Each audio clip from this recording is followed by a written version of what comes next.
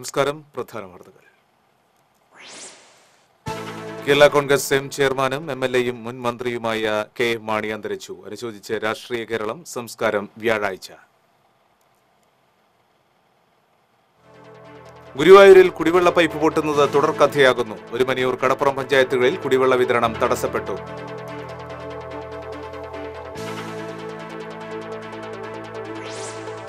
Thrissur ഹൈറോഡിൽ pipe line സ്ഥാപിക്കുന്നതിനായി വെട്ടിപ്പൊളിച്ച road യാത്രക്കാർക്കും വ്യാപാരികൾക്കും ദുരിതമാകുന്നു. വെട്ടിപ്പൊളിച്ച റോഡിൽ വാഹനങ്ങൾ താഴ്ന്ന് മണിക്കൂറുകളോളം ഗതാഗതം തടസ്സപ്പെട്ടു.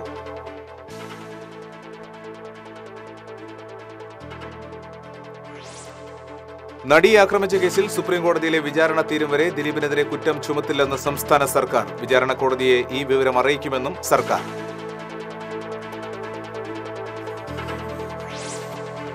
യുവാവിനെ തട്ടിക്കൊണ്ടുപോയി തടവിൽ പാർപ്പിച്ച് മർദ്ദിച്ച കേസിലെ പ്രതിയെ ഗുരുവായൂർ ടെമ്പിൾ പോലീസ് അറസ്റ്റ് ചെയ്തു. നിരവധി ക്രിമിനൽ കേസുകളിൽ പ്രതിയായ ഫവാദാണ് അറസ്റ്റിലായത്.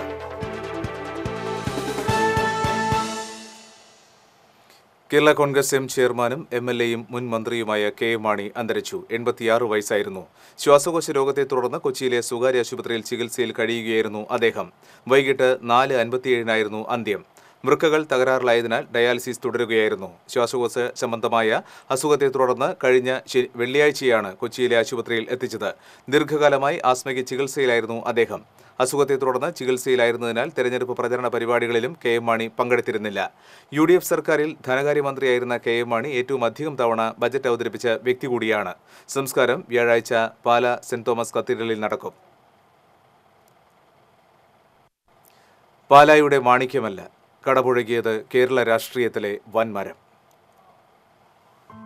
പാല എന്നാൽ കെ എം മാണി എന്ന വിശേഷണം ചാർത്തിയ അണികളുടെ പ്രിയപ്പെട്ട മാണി സാറാണ് ഓർമ്മയാകുന്നത്. കേരള കോൺഗ്രസ് എന്ന പ്രസ്ഥാനത്തിന്റെ തലതൊട്ടപ്പനും ബ്രാൻഡ് അംബാസിഡറുമായിരുന്ന ഈ രാഷ്ട്രീയ നേതാവിന്റെ ജീവിതം കേരള രാഷ്ട്രീയ ചരിത്രത്തിലെ സുവർണാധ്യായമാണ്.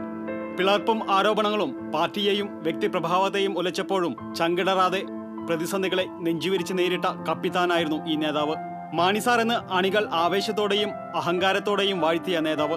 മുഖ്യമന്ത്രിയാകാൻ സർവ്വയോഗ്യനെന്ന് പലകുറി തെളിയിച്ചിട്ടും ആ ഭാഗ്യം മാത്രം കൈമോശം വന്നു. അതാകാം ഈ നേതാവിനെ കുറിച്ചുള്ള നഷ്ടബോധം നിറഞ്ഞ ഓർമ്മയായി രാഷ്ട്രീയ കേരളം വിലയിരുത്തുക. പാലായിൽ നിന്ന് 52 വർഷം ജനപ്രതിനിധിയായി, 12 മന്ത്രിസഭകളിൽ അംഗമായി, 4 തവണ ധനമന്ത്രിയും 7 തവണ നിയമവകുപ്പ് മന്ത്രിയും 2 തവണ ആഭ്യന്തരമന്ത്രിയുമായി. ബാർക്കോഴ ആരോപണങ്ങളിൽ ആടിയുലഞ്ഞിട്ടും അവസാന ശ്വാസം വരെ രാഷ്ട്രീയ അധികായൻ എന്ന പരിവേഷം കൈവിടാതെ തലയെടുപ്പുള്ള നേതാവായി ജീവിച്ചു. ലീഡർ കെ കരുണാകരന്റെ രാഷ്ട്രീയ ജീവിതത്തിന് സമാനമായ ചില തിരിച്ചടികൾ അവസാന കാലത്ത് നേരിടേണ്ടി വന്നുവെന്നത് കൗതുകകരമായ യാദൃശ്ചികതയാണ്. കേരള കോൺഗ്രസ് എന്ന കൊച്ചു പാർട്ടിയെ കേരള രാഷ്ട്രീയത്തിൽ എക്കാലവും പ്രസക്തമാക്കിയത് മാണി എന്ന നേതാവിന്റെ കരുത്തും ഇച്ഛാശക്തിയും തന്നെയാണ്. മാണി എന്ന വൻമരം കടപുഴകുമ്പോൾ ആ നികത്താനാകാത്ത വിടവ് ഈ പാർട്ടി എങ്ങനെ പരിഹരിക്കുമെന്ന വലിയ ചോദ്യമാണ് ഇനി ബാക്കിയാവുക. News desk TCV.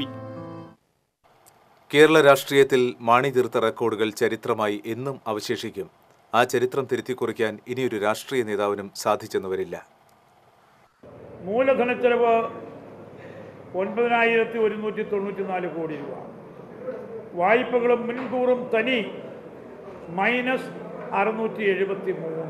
ഏറ്റവും കൂടുതൽ കാലം മന്ത്രിയായതിന്റെ റെക്കോർഡ്, ഏറ്റവും കൂടുതൽ മന്ത്രിസഭകളിൽ അംഗമായതിന്റെ റെക്കോർഡ്, ഏറ്റവും കൂടുതൽ തവണ ഒരേ നിയോജക മണ്ഡലത്തിന്റെ പ്രതിനിധി എന്ന റെക്കോർഡ്, ഏറ്റവും കൂടുതൽ തവണ ബജറ്റ് അവതരിപ്പിച്ചതിന്റെ റെക്കോർഡ്.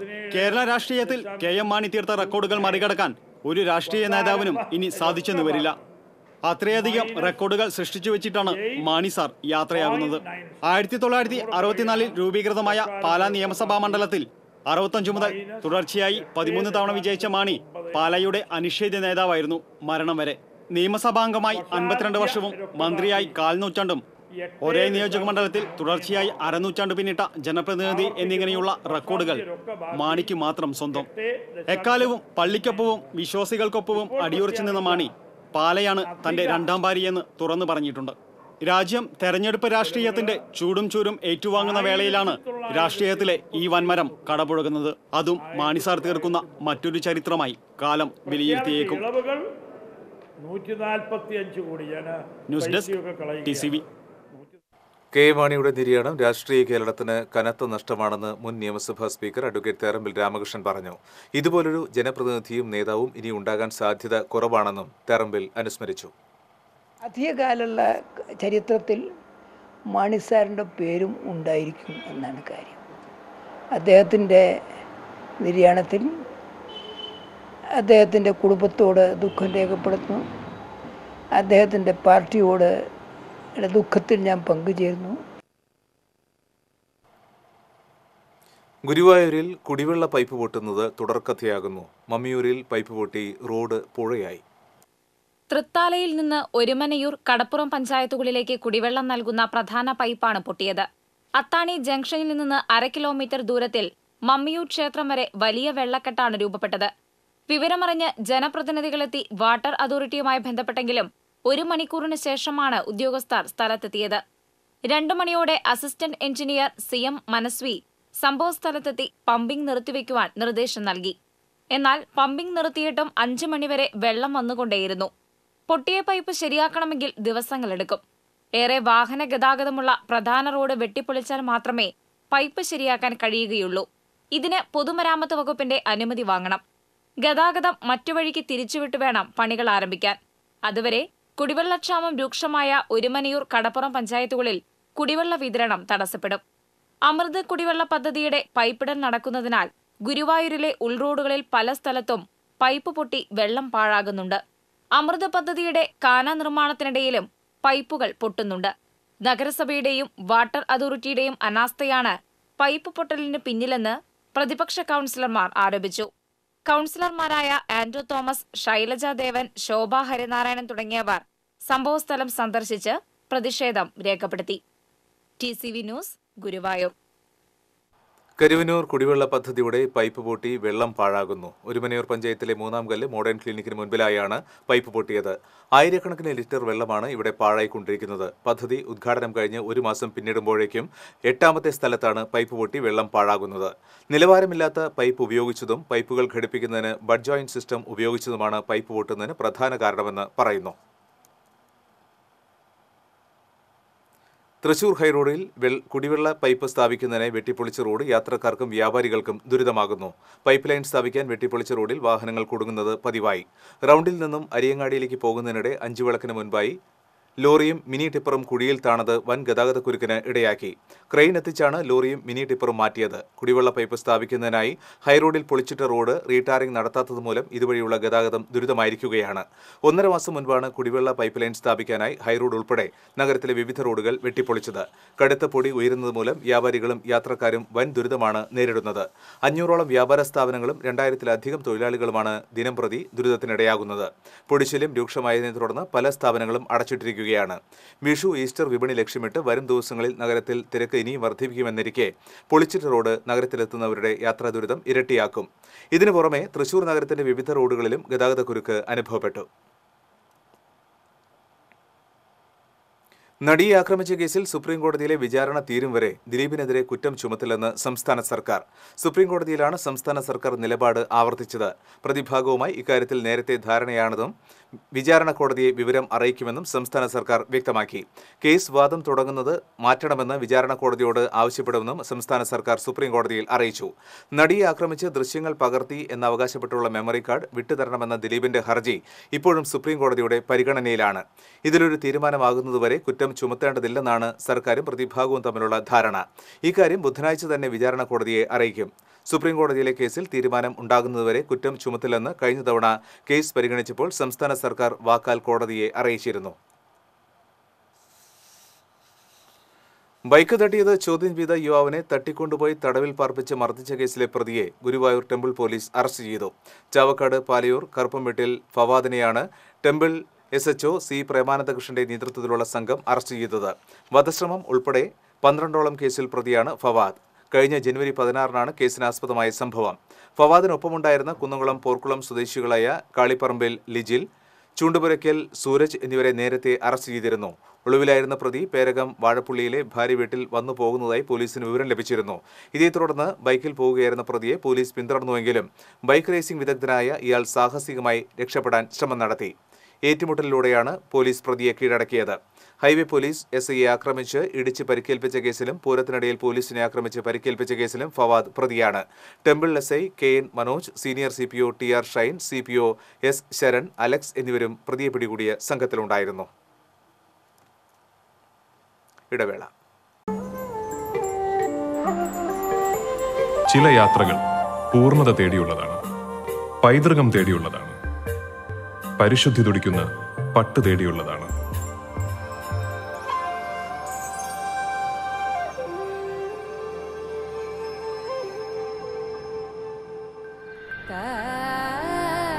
വൻ നഗരങ്ങളിലൂടെ, ചെറു പട്ടണങ്ങളിലൂടെ, അറിയപ്പെടാത്ത ഗ്രാമങ്ങളിലൂടെ ലോകത്തിലെ ഏറ്റവും മികച്ച പട്ട് തേടിയുള്ള യാത്ര.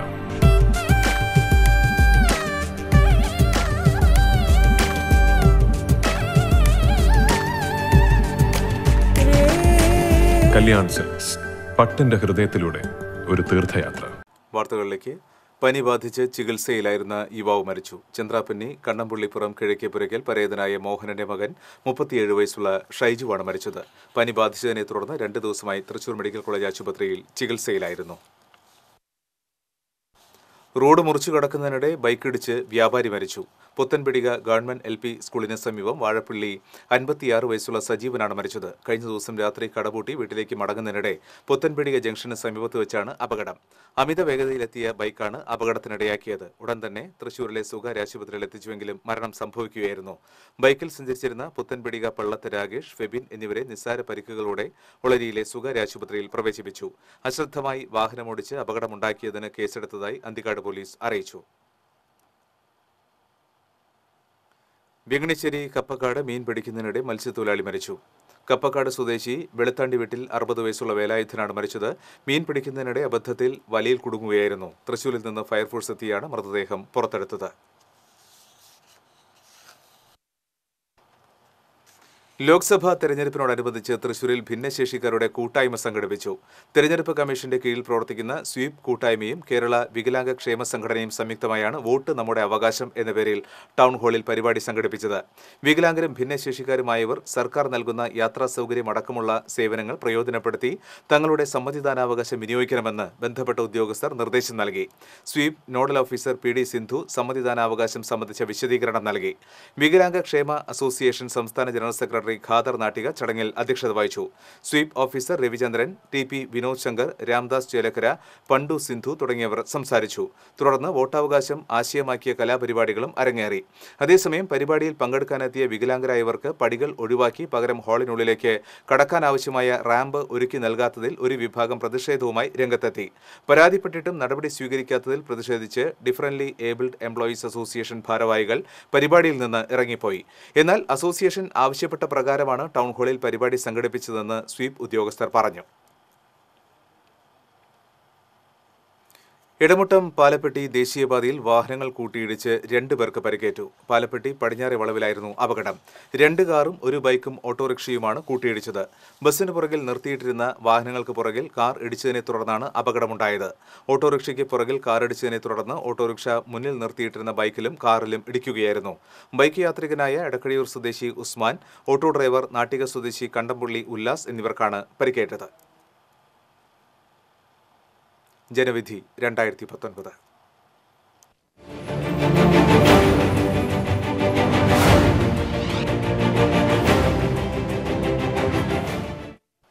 തൃശൂർ ലോക്സഭാ മണ്ഡലത്തിലെ സ്ഥാനാർത്ഥികളുടെ പര്യടനം ചൂടുപിടിക്കുന്നു. UDF സ്ഥാനാർത്ഥി TN പ്രതാപൻ ഇരിങ്ങാലക്കുട നിയോജക മണ്ഡലത്തിലാണ് പര്യടനം നടത്തിയത്. വല്ലക്കുന്ന് നിന്ന് ആരംഭിച്ച പര്യടനം മുൻ MLA തോമസ് ഉണ്ണിയാടൻ ഉദ്ഘാടനം ചെയ്തു. LDF സ്ഥാനാർത്ഥി രാജാജി മാത്യു തോമസിന്റെ പര്യടനം തൃശൂർ നഗരം കേന്ദ്രീകരിച്ചായിരുന്നു നടന്നത്. നെല്ലിക്കുന്ന് നിന്ന് ആരംഭിച്ച പര്യടനം മന്ത്രി VS സുനിൽകുമാർ ഉദ്ഘാടനം ചെയ്തു. ബൈക്ക് റാലിയുടെ അകമ്പടിയോടെയായിരുന്നു രാജാജിയുടെ പര്യടനം. NDA സ്ഥാനാർത്ഥി സുരേഷ് ഗോപി നാട്ടിക മണ്ഡലത്തിലാണ് പര്യടനം നടത്തിയത്. തൃപ്രയാർ ശ്രീരാമക്ഷേത്ര ദർശനത്തിന് ശേഷമായിരുന്നു പര്യടനം. മീനൂട്ട് അടക്കമുള്ള വഴിപാടുകൾ നടത്തിയായിരുന്നു ക്ഷേത്ര ദർശനം. തുടർന്ന് കഴിഞ്ഞ ദിവസം ചെരിഞ്ഞ കൊമ്പൻ ദേവസ്വം ബലരാമന്റെ ഛായാചിത്രത്തിൽ അദ്ദേഹം പുഷ്പാർച്ചന നടത്തി. BJP ജില്ലാ പ്രസിഡന്റ് A നാഗേഷും സ്ഥാനാർത്ഥിക്കൊപ്പം ഉണ്ടായിരുന്നു. തൃശൂരിന്റെ തെരഞ്ഞെടുപ്പ് ചരിത്രത്തിലെ സുപ്രധാന അധ്യായമാണ് സാക്ഷാൽ പനമ്പിള്ളി ഗോവിന്ദമേനോന്റെ പരാജയം. 1957 നിയമസഭാ തെരഞ്ഞെടുപ്പിലെ അട്ടിമറി ഓർത്തെടുക്കുകയാണ് കാഞ്ഞിരപ്പള്ളി വടക്കുംപാടൻ മാത്യു. രാവും പകലും പനമ്പിള്ളി ഗോവിന്ദമേനോനു വേണ്ടി മത്സരിച്ച കാലത്തെ കവല പ്രസംഗങ്ങളും കാളവണ്ടി പ്രചാരണവുമെല്ലാമാണ് മാത്യു എന്ന പൊതുപ്രവർത്തകന്റെ മനസ്സിനെ ദീപ്തമാക്കുന്നത്. ദ്വയാംഗ മണ്ഡലമായിരുന്ന ചാലക്കുടിയിൽ കോൺഗ്രസിന്റെ ഔദ്യോഗിക സ്ഥാനാർത്ഥിയായിരുന്ന CG ജനാർദ്ദനാണ് പനമ്പിള്ളിയെ അട്ടിമറിച്ചത്. ഇടതുപക്ഷത്തെ സ്ഥാനാർത്ഥിയായിരുന്ന PK ചാത്തൻ മാസ്റ്റർ 57-ൽ ഇവിടെ നിന്നും ജയിച്ചു. പരിയാരം പഞ്ചായത്തിന്റെ സാരഥ്യം വഹിച്ച മാത്യു പിന്നീട് പത്നി മേഴ്സിക്കായി ഒഴിഞ്ഞുകൊടുക്കുകയായിരുന്നു. വളരെ ശുഭാപ്തി വിശ്വാസത്തോടുകൂടി ഞങ്ങൾ പ്രവർത്തിച്ചു. രാവും പകലുമില്ലാണ്ട് അക്ഷീണമായിട്ട് പ്രവർത്തിച്ചു. പക്ഷെ അത് ക്ഷീണമായിട്ട് നിർഭാഗ്യമെന്ന് പറയട്ടെ, അദ്ദേഹം തോറ്റപ്പോൾ ഞാൻ സത്യത്തിൽ കരഞ്ഞുപോയി. പുതിയ തെരഞ്ഞെടുപ്പ് കാലം ചാലക്കുടിയെ മുഖരിതമാക്കുമ്പോൾ പനമ്പിള്ളി എന്ന അതികായന്റെ തെരഞ്ഞെടുപ്പ് പരാജയത്തിന്റെ ചരിത്ര സ്മൃതികൾ ഉൾപ്പെടെയുള്ള ചാലക്കുടിയുടെ രാഷ്ട്രീയ ചരിത്രങ്ങളുടെ കാവലാളായി കഴിയുകയാണ് മാത്യുവും സഹധർമ്മിണി മേഴ്സിയും. 3 പതിറ്റാണ്ടിലധികമായി ഇടതുപക്ഷ സ്ഥാനാർത്ഥികൾക്കും പാർട്ടിക്കും വേണ്ടി ചുവരെഴുതി വരികയാണ് വെങ്കടങ്ങ് ഗ്രാമപഞ്ചായത്ത് വൈസ് പ്രസിഡന്റ് KV മനോഹരൻ. 1987 നിയമസഭാ തെരഞ്ഞെടുപ്പ് മുതലാണ് ചുവരെഴുത്ത് തുടങ്ങിയത്. 2015 പഞ്ചായത്ത് തെരഞ്ഞെടുപ്പിൽ മത്സരിക്കുമ്പോൾ സ്വന്തം പേരും ചുമരിലെഴുതി. പ്രതിഫലം വാങ്ങാതെയാണ് വൈസ് പ്രസിഡന്റിന്റെ ചുവരെഴുത്ത്. ചുവരെഴുതിയ സ്ഥാനാർത്ഥികളിൽ ഭൂരിഭാഗവും വിജയിച്ചിട്ടുണ്ട്. ഈ തെരഞ്ഞെടുപ്പിൽ LDF സ്ഥാനാർത്ഥി രാജാജി വിജയിക്കുമെന്ന ഉറച്ച വിശ്വാസത്തിലാണ് KV മനോഹരൻ. തിരഞ്ഞെടുപ്പ് പ്രക്രിയയെ ജനകീയമാക്കുന്നതിനായി തെരഞ്ഞെടുപ്പ് കമ്മീഷൻ പുറത്തിറക്കിയ ഇലക്ഷൻ തീം സോങ് ശ്രദ്ധേയമാകുന്നു.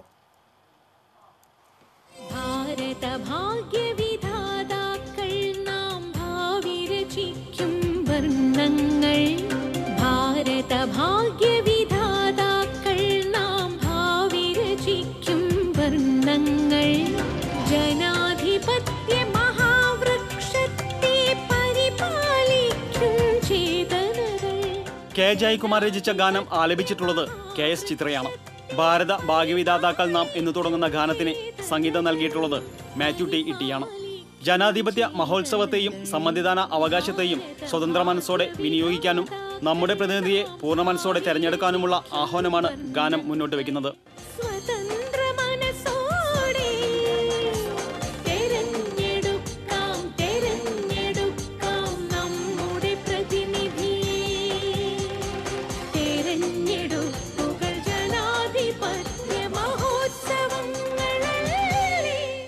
തൃശൂർ പൂരവും പ്രളയകാലത്തെ അതിജീവന കാഴ്ചകളും കേരളത്തിന്റെ സംസ്കാരവുമെല്ലാം ഈ ഗാനത്തിൽ ആവിഷ്കരിച്ചിട്ടുണ്ട്. വോട്ട് ചെയ്യാൻ തയ്യാറെടുക്കാം, വോട്ടർ എന്നതിൽ അഭിമാനിക്കാം എന്ന ആപ്തവാക്യം അന്വർത്ഥമാക്കിയാണ് മുഖ്യ തെരഞ്ഞെടുപ്പ് ഓഫീസറായ ടിക്കാറാം മീണയുടെ പ്രത്യേക താൽപര്യപ്രകാരം തെരഞ്ഞെടുപ്പ് തീം സോങ് പുറത്തിറക്കിയിട്ടുള്ളത്.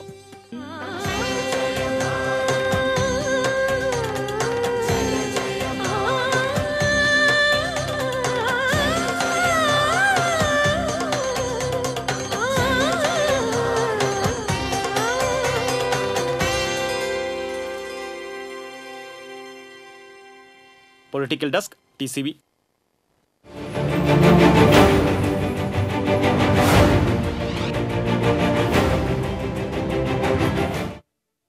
ഇടവേള.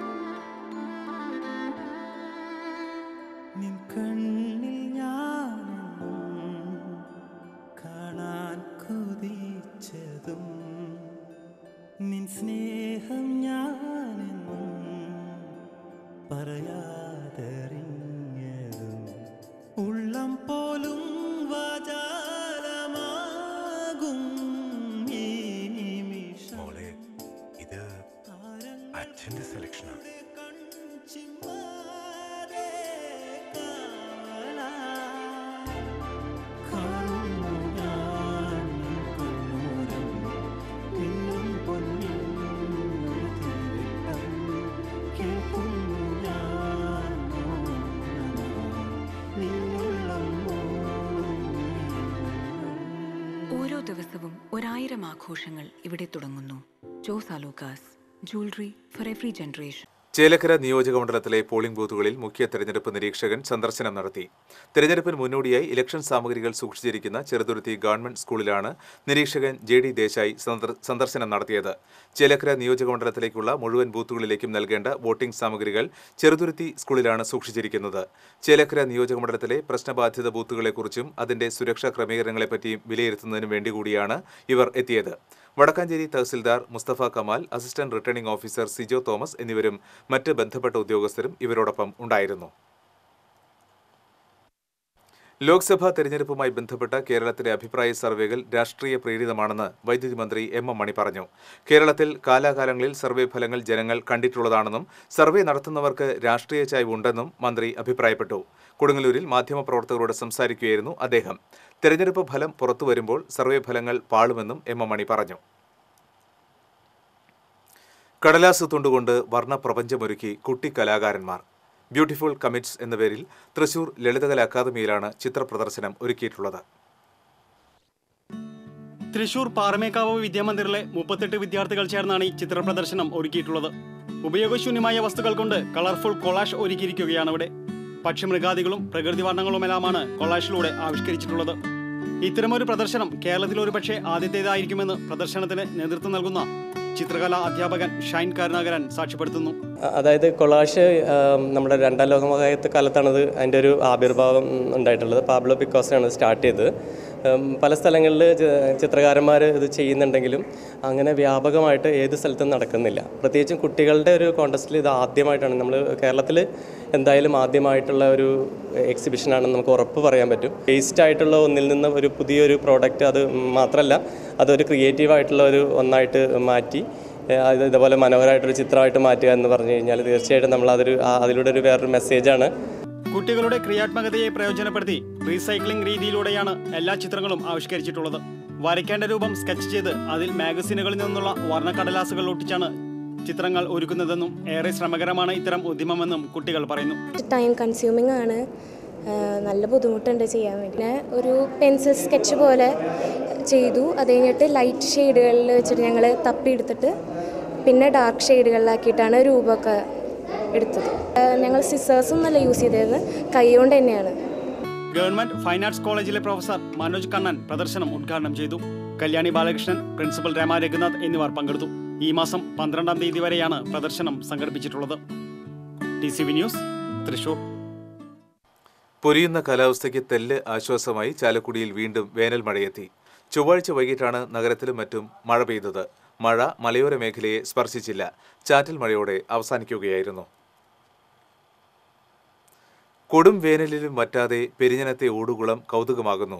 പെരിഞ്ഞനം സ്വദേശി അഡ്വക്കേറ്റ് KP രവിപ്രകാശാണ് സ്വന്തമായി വാങ്ങിയ 24 സെന്റ് ഭൂമിയിൽ പൊതു ഉപയോഗത്തിനായി കുളം നിർമ്മിച്ചത്. കഴിഞ്ഞ വേനൽക്കാലത്താണ് പഴകിയ ഓടുകൾ കൊണ്ട് കുളം കെട്ടുന്നതിനെക്കുറിച്ചുള്ള ആലോചനയുണ്ടായത്. ചേലക്കര സ്വദേശി സതീഷ് ഓടുകൾ കൊണ്ട് നിർമ്മിച്ച ഒരു കുളത്തെക്കുറിച്ച് സമൂഹ മാധ്യമങ്ങളിൽ കണ്ടതോടെയാണ് ഇങ്ങനെയൊരു ആശയം ഉദിച്ചത്. നാട്ടുകാർ മാലിന്യം തള്ളാൻ ഉപയോഗിച്ചിരുന്ന കുളം ആദ്യമായി 5 സെന്റ് സ്ഥലത്തേക്ക് വിസ്താരപ്പെടുത്തി. തുടർന്ന് 30,000-ഓളം ഓടുകൾ തച്ചുശാസ്ത്രപ്രകാരം അടുക്കി വെച്ച് ഭിത്തി നിർമ്മിച്ചു. ഉപയോഗമില്ലാത്ത ഓടുകൾ 1.5 രൂപ മുതൽ 5 രൂപ വരെ നൽകിയാണ് സംഘടിപ്പിച്ചത്. ജലത്തിന്റെ ഉറവകൾക്ക് തടസ്സമില്ലാതെ നിർഗളിക്കാൻ കഴിയും എന്നതാണ് ഓട് ഭിത്തിയുടെ ഏറ്റവും വലിയ പ്രത്യേകത. ഈ ഓട് കൊണ്ടുള്ള ഗുണം എന്ന് പറഞ്ഞാൽ, ഒന്ന്, നമുക്ക് പുതിയൊരു വിഭവം അല്ല ഉപയോഗിക്കുന്നത്, ഒരു വേസ്റ്റ് വിഭവം കൊണ്ടാണ് നമ്മൾ നിർമ്മിക്കുന്നത്. അതിനെയും ദീർഘകാലം ഇവിടെ നിലനിൽക്കും എന്നുള്ളതാണ് ഒരു കാര്യം. കുളത്തിൽ സ്വാഭാവികമായി രൂപപ്പെടുന്ന പായലുകൾ ഓടുകൾ വലിച്ചെടുക്കും എന്ന ഗുണവുമുണ്ട്. കുളിക്കാനും പ്രാഥമിക ആവശ്യങ്ങൾക്കും ഉപയോഗിക്കാവുന്ന കുളം പ്രദേശത്തെ കുട്ടികളുടെ ഇഷ്ടപ്പെട്ട സന്ദർശന കേന്ദ്രമാണ്. കുളത്തിന്റെ മധ്യഭാഗത്ത് ഇപ്പോഴും 5.5 അടി താഴ്ചയിൽ വെള്ളമുണ്ട്. നാട്ടുകാർക്കായി ഒരു റഫറൻസ് ലൈബ്രറി നിർമ്മിക്കാനായാണ് ഈ സ്ഥലം വാങ്ങിയത്. വായനക്കാർക്ക് സ്വച്ഛമായ പ്രകൃതിയിൽ ഇരുന്നു വായിക്കാൻ സൗകര്യമൊരുക്കുക എന്ന ലക്ഷ്യം കൂടി ഇതോടൊപ്പം സാക്ഷാത്കരിക്കപ്പെട്ടിരിക്കുകയാണ്. ഗ്രന്ഥപുര എന്ന് പേരിട്ടിരിക്കുന്ന വായനശാല 3000-ലധികം പുസ്തകങ്ങളുടെ കലവറ കൂടിയാണ്. ഉപയോഗശൂന്യമായ വസ്തുക്കൾ വലിച്ചെറിയാൻ ഉപയോഗിക്കുന്ന കുളം ഉപയോഗമില്ലാത്ത വസ്തുക്കൾ കൊണ്ട് തന്നെ പുനരുജ്ജീവിപ്പിക്കുകയാണ് ചെയ്തതെന്നും ഇതിനായി 4.5 ലക്ഷം രൂപ ചെലവായെന്നും രവിപ്രകാശ് പറഞ്ഞു. TCV കയ്പമംഗലം. ഇടവേള. ഒരു ബിൽഡർ എന്ന നിലയിൽ ഗുണമേന്മയിൽ നോ കോംപ്രമൈസ്. അതുകൊണ്ട് തന്നെ എൻ്റെ ഫസ്റ്റ് ചോയ്സ് എപ്പോഴും cable point, where you can see and feel just about the entire range of electrical products. The complete hypermarket for all electrical products. Electrical switches, fans, wires, decorative lamps എന്നിവയുടെ അതിവിപുലമായ collection. മികച്ച ഗുണമേന്മയോടൊപ്പം കുറഞ്ഞ വില. നിങ്ങളും recommend ചെയ്യും. New cable point, Sankara Iyer junction, MG road, Thrissur. വാർത്തകളിലേക്ക്. ഇന്ന് സഭയും സഭാമക്കളും പീഡിപ്പിക്കപ്പെടുകയാണെന്നും പരിശുദ്ധാത്മാവിന്റെ ദാനം ലഭിക്കാൻ നാം എല്ലാവരും ആത്മാർത്ഥമായി പ്രാർത്ഥിക്കണമെന്നും തൃശൂർ അതിരൂപത മെത്രോപൊലിത്ത മാർ ആൻഡ്രൂസ് താഴത്ത് പറഞ്ഞു. ഉല്ലൂർ ഫൊറോന ദേവാലയത്തിൽ ആരംഭിച്ച കൃപാഭിഷേകം ബൈബിൾ കൺവെൻഷൻ ഉദ്ഘാടനം ചെയ്ത് സംസാരിക്കുകയായിരുന്നു മാർ താഴത്ത്. അണക്കര മറിയൻ റിട്രീറ്റ് സെന്ററിലെ ഫാദർ ഡൊമിനിക് വാളന്മനാലിന്റെ നേതൃത്വത്തിലാണ് 5 ദിവസം നീണ്ടു നിൽക്കുന്ന കൺവെൻഷൻ നടക്കുന്നത്. ദിവസവും ഉച്ചതിരിഞ്ഞ് 3:30 മുതൽ രാത്രി 10 മണി വരെയാണ് കൺവെൻഷൻ. സമാപന ദിവസമായ ശനിയാഴ്ച വൈകിട്ട് 4 മണിക്ക് ഫാദർ ഡൊമിനിക് വാളന്മനാലിന്റെ കാർമ്മികത്വത്തിൽ ഫൊറോനയിലെ എല്ലാ വൈദികരും ചേർന്ന് ദിവ്യബലി അർപ്പിക്കും. തുടർന്ന് അതിരൂപത സഹായമെത്രാൻ മാർ ടോണി നീലങ്കാവിൽ സമാപന സന്ദേശവും നൽകും. വേലൂർ ഗ്രാമകം നാടകോത്സവത്തിന് പുതുമ പകരാൻ ഫ്രാൻസിസിന്റെ ജലധാര യന്ത്രമെത്തി. ഇത് 2ാം തവണയാണ് നാടകോത്സവ കവാടത്തിന് ജലധാര യന്ത്രം ആകർഷണമാകുന്നത്. വ്യായാമത്തിലൂടെ ആരോഗ്യ സംരക്ഷണത്തിനുള്ള മാർഗം കാണികളിലേക്ക് എത്തിക്കുകയെന്ന ലക്ഷ്യമാണ് നാടകോത്സവത്തിൽ യന്ത്രം പ്രദർശിപ്പിക്കാൻ ഫ്രാൻസിസിന് പ്രചോദനം നൽകിയത്. വൈദ്യുതി ലാഭിക്കുന്നതിനോടൊപ്പം ആരോഗ്യ സംരക്ഷണവും സാധ്യമാകുന്നു. യന്ത്രം ഉപയോഗിച്ച് കിണറിൽ നിന്നും വെള്ളം പമ്പ് ചെയ്യാൻ കഴിയുമെന്നതും ഇതിന്റെ പ്രത്യേകതയാണ്. സൈക്കിളിൽ ചില അനുബന്ധ ഉപകരണങ്ങൾ ഘടിപ്പിച്ചാണ് യന്ത്രം രൂപകൽപ്പന ചെയ്തിട്ടുള്ളത്. ഇത്തവണ യന്ത്രം പ്രവർത്തിപ്പിക്കാൻ എത്തുന്നവർക്ക് ഒരു ചലഞ്ച് കൂടി ഫ്രാൻസിസ് ഒരുക്കിയിട്ടുണ്ട്. ഗ്രൗണ്ടിൽ ഇഷ്ടികകൾ കൊണ്ട് നിർമ്മിച്ചിട്ടുള്ള കുളത്തിൽ പ്രവർത്തിക്കുന്ന ഫൗണ്ടന് മുകളിൽ ബോളുകൾ നിർത്തണമെന്നതാണ് ചലഞ്ച്. യന്ത്രം പ്രവർത്തിപ്പിച്ചു നോക്കാൻ ആവേശം കാണിക്കുന്ന കുട്ടികളും മുതിർന്നവരും നാടകോത്സവത്തിലെ പ്രധാന കാഴ്ചയാണ്. സംസ്ഥാന സർക്കാരിന്റെ ഊർജ്ജ സംരക്ഷണ അവാർഡ് ഉൾപ്പെടെ നിരവധി പുരസ്കാരങ്ങൾ ഫ്രാൻസിസിന് ലഭിച്ചിട്ടുണ്ട്. സൈക്കിളിൽ ഭാരത പര്യടനവും ഹിമാലയ പര്യടനവും നടത്തി ഊർജ്ജ സംരക്ഷണത്തിന്റെയും പരിസ്ഥിതി സംരക്ഷണത്തിന്റെയും സന്ദേശവാഹകനായും സൈക്കിൾ ഫ്രാൻസിസ് അറിയപ്പെടുന്നു. TCV എരുമപ്പെട്ടി. പാലക്കലിൽ തെങ്ങിന്റെ മുകളിൽ കുടുങ്ങിയ തൊഴിലാളിയെ അഗ്നിശമന സേന രക്ഷപ്പെടുത്തി. സ്വകാര്യ വ്യക്തിയുടെ പറമ്പിലെ തെങ്ങ് മുറിക്കുന്നതിനിടെ കയറിയ തൃപ്രയാർ സ്വദേശി ശരത്താണ് തെങ്ങിൽ കുടുങ്ങിയത്. അരമണിക്കൂറോളം തെങ്ങിൽ കുടുങ്ങിക്കിടന്ന ശരത്തിനെ തൃശ്ശൂരിൽ നിന്ന് അഗ്നിശമന സേനയെത്തിയാണ് താഴെയിറക്കിയത്. ലീഡിംഗ് ഫയർമാൻ അനിൽകുമാറിന്റെ നേതൃത്വത്തിലാണ് രക്ഷാപ്രവർത്തനം നടത്തിയത്. ഒരിക്കൽ കൂടി പ്രധാന വാർത്തകൾ. കേരള കോൺഗ്രസ് എം ചെയർമാനും MLAയും മുൻ മന്ത്രിയുമായ KM മാണി അന്തരിച്ചു. അനുശോചിച്ച് രാഷ്ട്രീയ കേരളം. സംസ്കാരം വ്യാഴാഴ്ച. ഗുരുവായൂരിൽ കുടിവെള്ള പൈപ്പ് പൊട്ടുന്നത് തുടർക്കഥയാകുന്നു. ഒരുമനയൂർ കടപ്പുറം പഞ്ചായത്തുകളിൽ കുടിവെള്ള വിതരണം തടസ്സപ്പെട്ടു.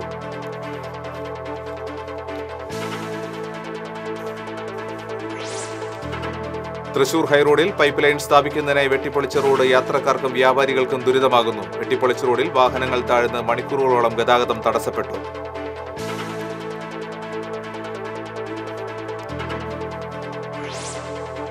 നടിയെ ആക്രമിച്ച കേസിൽ സുപ്രീം കോടതിയിലെ വിചാരണ തീരും വരെ ദിലീപിനെതിരെ കുറ്റം ചുമത്തില്ലെന്ന് സംസ്ഥാന സർക്കാർ. വിചാരണ കോടതിയെ ഈ വിവരം അറിയിക്കുമെന്നും സർക്കാർ.